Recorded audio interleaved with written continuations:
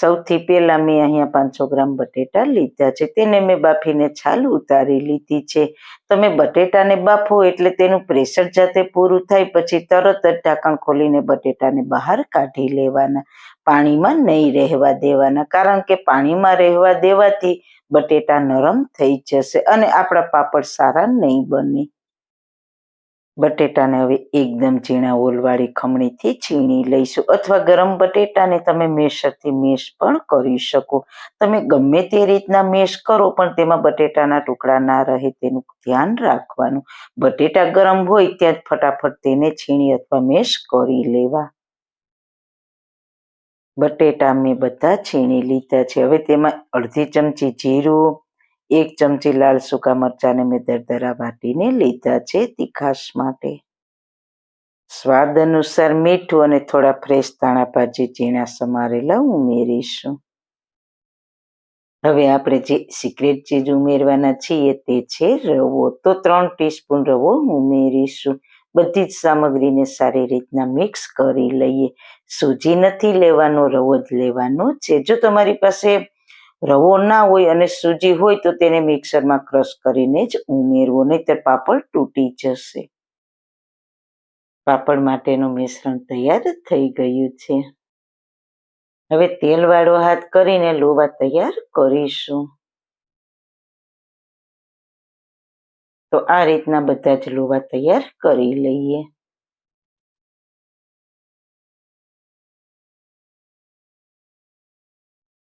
લોવા આપણા બધા તૈયાર થઈ ગયા છે. હવે આપણે 2 પ્લાસ્ટિક શીટ લઈશું. તો પહેલા આપણે પ્લાસ્ટિક શીટ ઉપર થોડું તેલ લગાવી દઈએ, આ રીતના બંને સાઈડ, એટલે પાપડ પ્લાસ્ટિકમાં ચીપકે નહીં. પછી એક પ્લાસ્ટિક પર લોવાને સેન્ટરમાં રાખીને ઉપર બીજું પ્લાસ્ટિક રાખીને ઉપરથી કોઈ પણ વસ્તુથી પ્રેસ કરવાનું. અને હજુ આપણે તેને હાથથી પતલો કરીશું, એટલે ખાવામાં ખૂબ જ ટેસ્ટી બનશે અને સૂકવવામાં પણ બહુ વધારે ટાઈમ ના લાગે. જો તમારે જેવડી સાઈઝના પાપડ જોઈએ તે પ્રમાણે બનાવવાના. મેં આવડી સાઈઝના બનાવ્યા છે. કેટલા સરસ પાપડ લાગે છે ને! બાકી બહુ ટેસ્ટી બનશે. રવાને હિસાબે બહુ જ કુરકુરે બનશે અને ખાવામાં તો લાજવાબ બનશે. એક વાતનું ખાસ ધ્યાન રાખવાનું, મેજરમેન્ટનું. મેં 500 ગ્રામ બટેટા લીધા છે તો તેની સામે 3 નાની ચમચી રવો છે. જે બારીક રવો આવે છે તે જ લેવાનો, સૂજી રવો નથી લેવાનો. જો સૂજી રવો હોય તો તેને મિક્સરમાં પીસી લેવાનો. રવાની ક્વોન્ટિટી બહુ વધારે પણ નથી રાખવાની, નહીંતર પાપડ તૂટી જશે. હવે આ પાપડને સુકાવા દઈશું પંખા નીચે. જો તમારે પંખા નીચે ના સૂકવવા હોય તો ડાયરેક્ટ તડકે પણ સૂકવી શકો છો. હું 6 થી 7 કલાક પંખા નીચે સૂકવીશ. આ પાપડને મેં 6 થી 7 કલાક પંખે સૂકવ્યા છે. હવે તેને આપણે 2 થી 3 કલાક તડકે સૂકવી દઈશું.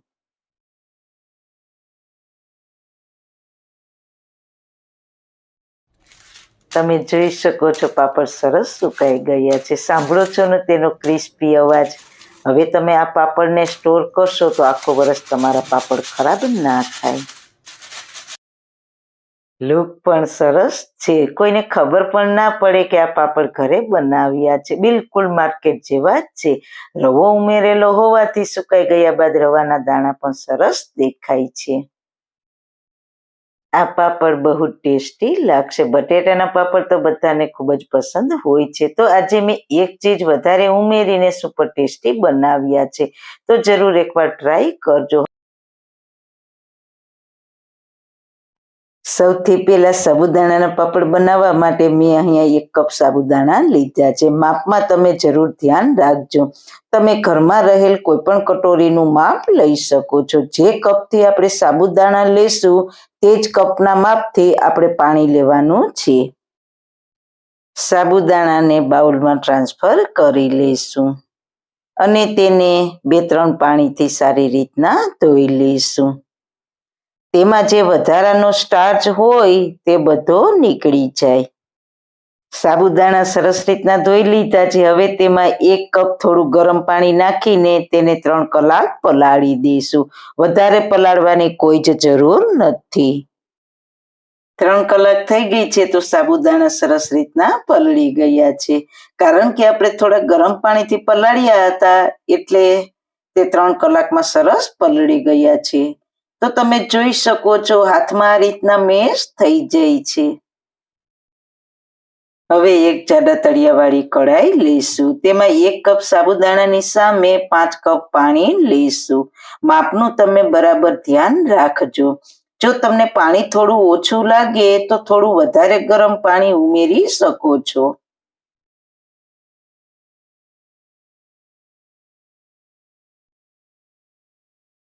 હવે પલાળેલા સાબુદાણાને ગરમ પાણીમાં નાખીશું. ગેસની હાઈ ફ્લેમ ઉપર સતત હલાવતા રહીશું એટલે સાબુદાણા તળિયે ના ચોટે. એટલે સતત હલાવતા રહેવું તે ખૂબ જ જરૂરી છે. તો સાબુદાણાના પાપડ બનાવવા ખૂબ જ સહેલા છે. વધારે ટાઈમ પણ નથી લાગતો અને ઝડપથી બનીને તૈયાર થઈ જાય છે. તો તમે જોઈ શકો છો સાબુદાણા ધીરે ધીરે કૂક થવા લાગ્યા છે. જેમ સાબુદાણા સરસ રીતના કૂક થશે તેમ તેનો કલર ચેન્જ થતો જશે.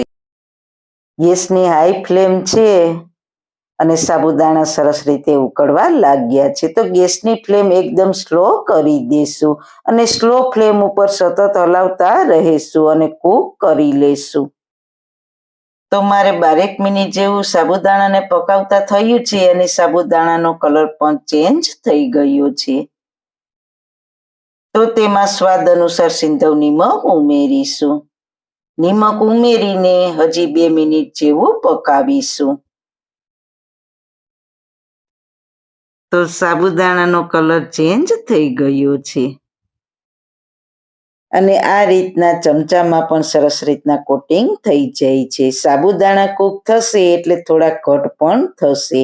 તો પાપડ માટે સાબુદાણા પરફેક્ટ છે. તો ગેસની ફ્લેમ બંધ કરી દઈશું અને અડધી ચમચી ઝીણા સમારેલા લીલા મરચાં અને અડધી ચમચી ઝીણા સમારેલા લાલ મરચાં અને થોડા ફ્રેશ ધાણા ભાજી ઉમેરીશું. પાપડ થોડા તીખા હશે તો તેનો ટેસ્ટ ખૂબ જ સરસ આવશે અને ધાણા ભાજીથી પાપડનો દેખાવ બહુ જ સરસ આવશે. ટેસ્ટમાં વધારે ફરક નહીં પડે. આમાં તમારે તલ, જીરું કે મરી પાવડર ઉમેરવા હોય તો ઉમેરી શકો છો. બધું સારી રીતના મિક્સ કરી દઈશું. હવે થોડું મિક્સરને ઠંડુ થવા દઈશું. વધારે ઠંડુ થવા દેવાનું નથી.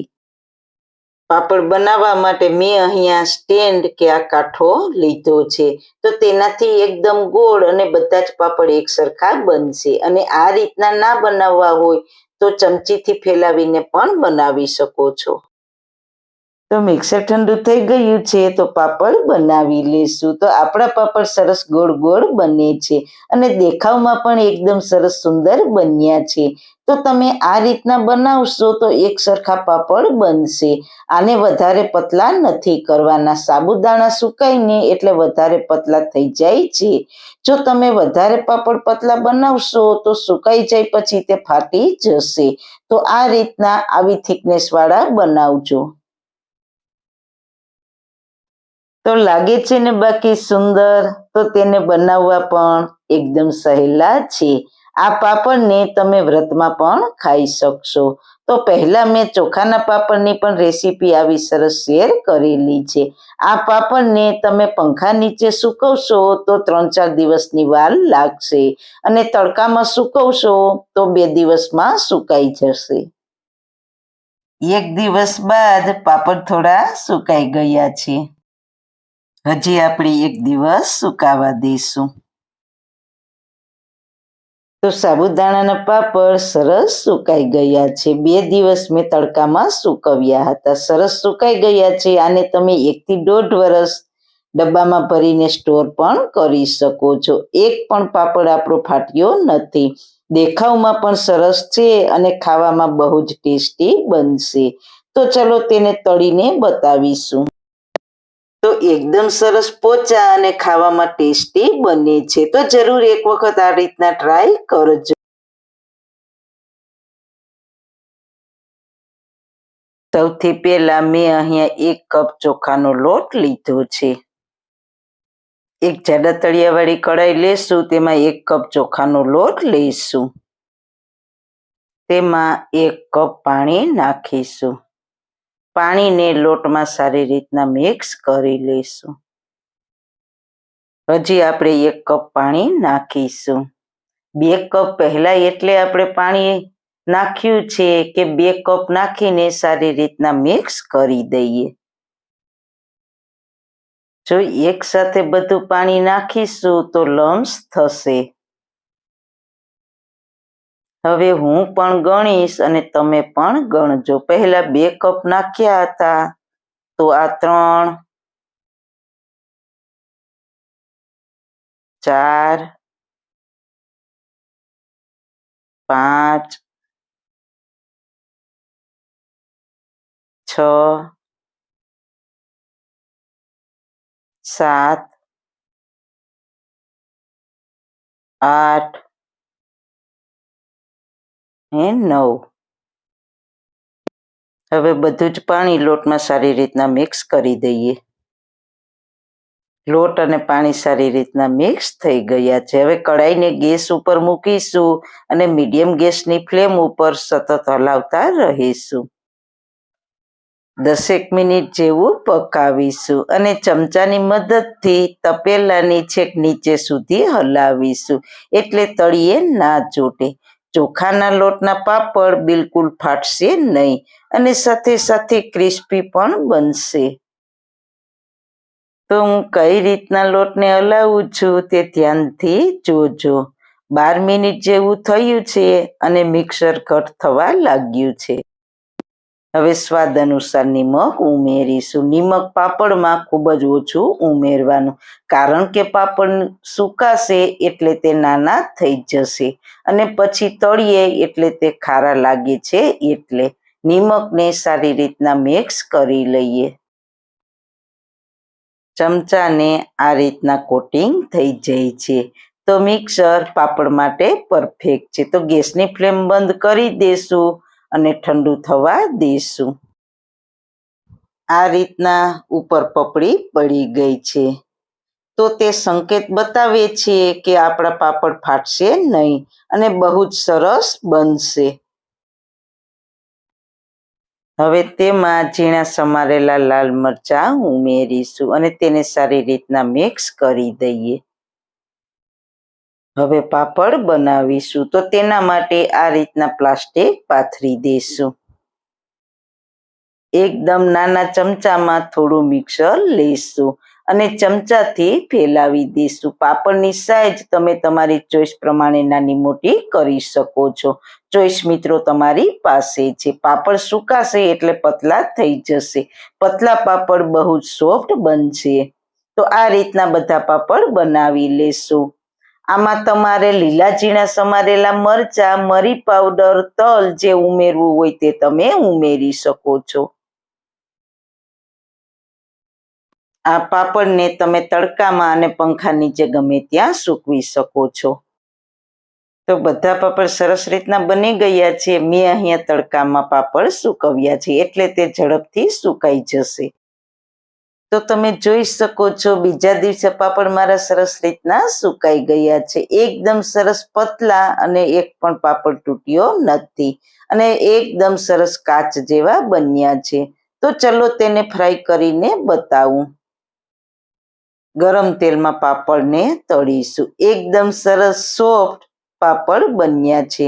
તો આ રીતના પાપડ બનાવવાની જરૂર એક વખત ટ્રાય કરજો.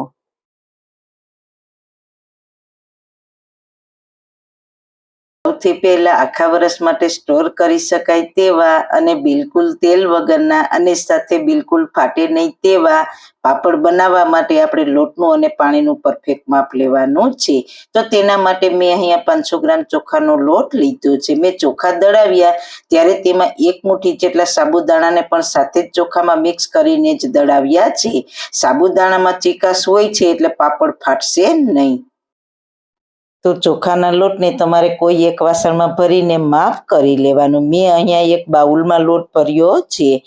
તો જેટલો લોટ હોય તેનાથી ડબલ પાણી લેવાનું. તો 1 બાઉલ લોટ છે તો તેની સામે 2 બાઉલ પાણી લેશું. પાણીને એક મોટા તપેલામાં લેશું. જાડા તળિયાવાળું તપેલું લેશું એટલે ખીચી તળિયે બેસે નહીં.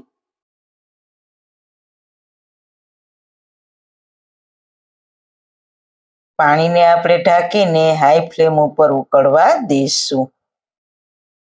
આપણે 2 બાઉલ પાણી ગરમ મૂક્યા છે તેમાંથી અડધું બાઉલ પાણી બળી જાય ત્યાં સુધી તેને પકાવીશું. એટલે કે 1.5 બાઉલ પાણી રહેશે, અડધું બાઉલ પાણી બળી જશે. હાઈ ફ્લેમ ઉપર પાણી સરસ ઉકળી ગયું છે તો તેમાં હવે આપણે અડધી ચમચી જીરું નાખીશું,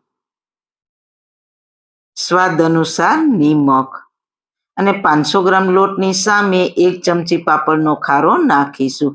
જો તમે આ રીતના ખીચી બનાવશો તો પાપડ પરફેક્ટ બનશે અને પાપડ ફાટશે પણ નહીં. ખારો નાખ્યા પછી પાણીને સ્લો ફ્લેમ ઉપર 2 મિનિટ જેવું ઉકળવા દેશું. પાણી સરસ પાકી ગયું છે તો ગેસની સ્લો ફ્લેમ ઉપર થોડો થોડો લોટ નાખતા જઈશું અને વેલણની મદદથી એકદમ સારી રીતના મિક્સ કરતા જઈશું. મિક્સ કરવામાં આપણે થોડી સ્પીડ રાખવાની છે એટલે લોટમાં કોઈ ગાંઠા ના પડે અને એકદમ પરફેક્ટ ખીચી બને. જો તમારી ખીચી પરફેક્ટ હશે તો જ તમારા પાપડ સરસ થશે. લોટ પાણીમાં સરસ રીતના મિક્સ થઈ ગયો છે અને પરફેક્ટ ખીચી બની ગઈ છે.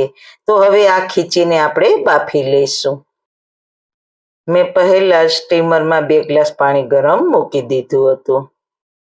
કાણાવાળી પ્લેટ ઉપર આ રીતના એકદમ મલમલનું કાપડ હોય તેને ભીનું કરીને આ રીતના રાખી દઈશું. ક્યાંય પણ આપણે તેલ લગાવવાનું નથી. પછી હાથ ઉપર થોડું તેલ લગાવીને તૈયાર કરેલી ખીચીમાંથી એક મોટો લુવો લઈને તેને હાથથી આ રીતના ફેલાવી દઈશું. પછી વચ્ચે આ રીતના હોલ કરીશું એટલે ખીચું સરસ રીતના બફાઈ જાય. પાપડ બનાવવા માટે ખીચીને બાફવી ખૂબ જ જરૂરી છે. પ્લેટમાં સમાય તેટલા લુવા રાખવા. હવે કપડાને બધી બાજુથી ભેગું કરીને ખીચીને આ રીતના પેક કરી દઈશું. હવે પ્લેટને સ્ટીમરમાં રાખી દઈશું. આ રીતના કપડામાં ખીચું બાફવાથી આપણી પ્લેટ બિલકુલ બગડશે નહીં અને તેલ પણ લગાવવું નહીં પડે. હવે ઢાંકણ ઢાંકીને ગેસની હાઈ ફ્લેમ ઉપર 15 મિનિટ માટે બાફી લઈશું. ખીચી બફાઈ છે ત્યાં આપણે પાપડ સુકાવવાના છે ત્યાં આપણે એક કપડું પાથરી દઈશું. 15 મિનિટ થઈ ગઈ છે તો ખીચીને જોઈ લઈએ. તો ખીચી સરસ રીતના બફાઈ ગઈ છે તો ગેસની ફ્લેમ બંધ કરી દઈશું. તો તમે જોઈ શકો છો ખીચીનો કલર પણ ચેન્જ થઈ ગયો છે. હવે ખીચીને મસળી લેશું. તો એક મોટા વાસણમાં નીચે થોડું તેલ લગાવીશું. બાફેલી ખીચીને વાસણમાં લઈ લઈશું. ખીચીને ચમચા વડે સારી રીતના મસળી લઈશું. ખીચી મસળવામાં આપણે બિલકુલ તેલનો ઉપયોગ નથી કરવાનો. એટલે તમે આખું વર્ષ પાપડને સ્ટોર કરશો તો પણ તે ખોરા પણ નહીં થાય અને તેલની બિલકુલ વાસ પણ નહીં આવે. ખીચી ગરમ હોય ત્યારે તેને મસળી લેવાની. ગરમ ગરમ હોય ત્યારે સરસ રીતના મસળાઈ જશે. ખીચી સરસ રીતના મસળાઈ ગઈ છે તો તપેલીમાં સેજ તેલ લગાવીને તેમાં ગરમ ગરમ ખીચું રાખી દઈશું. પછી તેમાં આ રીતના કોટનનું કપડું રાખી દઈશું અને ઢાંકણ ઢાંકી દઈશું. ખીચી ગરમ હશે તો પાપડ ફટાફટ બનશે. હવે આપણે ગરમ ગરમ ખીચીમાંથી 6-7 લુવા બનાવી લઈશું. તો હું આ રીતના લુવા બનાવતી જઈશ અને પાપડ પણ બનાવતી જઈશ. હવે આપણે ખીચીને ઢાંકી દઈશું એટલે ખીચી ઠંડી ના થાય. હવે પાપડ બનાવવા માટે મેં આ રીતના પાપડ દબાવવાની પાટલી તૈયાર કરી છે. આ પાટલીમાં એકદમ સરળતાથી પાપડ બનાવી શકાય છે. તો આ રીતના 2 પ્લાસ્ટિક લેવાના. પાપડ દબાવવાનું સ્ટાર્ટ કરીએ ત્યારે એક જ વખત પ્લાસ્ટિકની બંને બાજુ સેજ તેલ લગાવી દેવાનું. એક જ વખત લગાવવાનું. પછી ક્યારેય નહીં લગાવો તો પણ તમારી ખીચી જો આ રીતના પરફેક્ટ થઈ હશે તો ખીચી બિલકુલ પ્લાસ્ટિકને ચોટશે નહીં. તો પહેલા એક પ્લાસ્ટિક રાખીશું. તેના પર લોવો રાખીને પછી તેના ઉપર પ્લાસ્ટિક રાખીને પ્રેસ કરીશું. એટલે એક જ વખતમાં પાપડ તૈયાર થઈ જશે. તો આ રીતના બીજા પાપડ પણ બનાવીશું. આપણે પાપડ બનાવીએ ત્યારે ખીચીને હંમેશા ઢાંકીને જ રાખવી, એટલે તે ઠંડી ના થાય. ગરમ ગરમ ખીચીના પાપડ ફટાફટ દબાવી શકાય છે. આ રીતના આપણે ફટાફટ બધા પાપડ દબાવી લઈશું. 6-7 પાપડ દબાવાઈ જાય એટલે બધાને આપણે હારે સૂકવી દઈશું.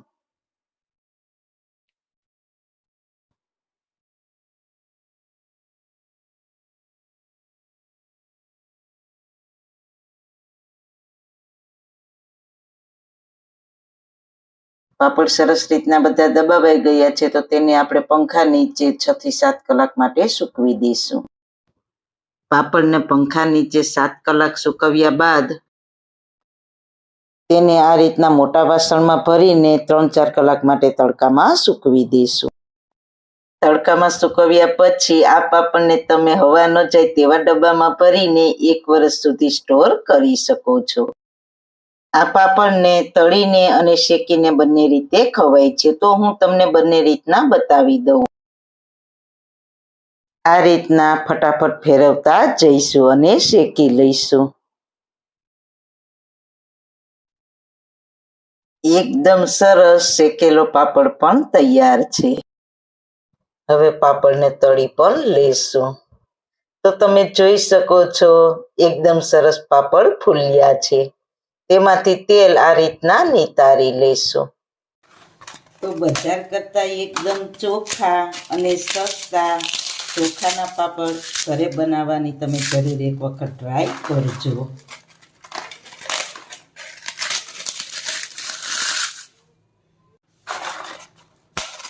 તો તેને બાકી એકદમ બનાવવા પાપડ સહેલા.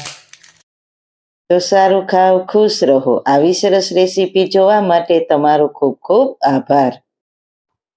મારી રેસીપીને લાઈક કરજો, શેર કરજો, મારી ચેનલને સબસ્ક્રાઈબ કરજો. ફરી મળીશું નવી રેસીપી સાથે. જય શ્રી કૃષ્ણ.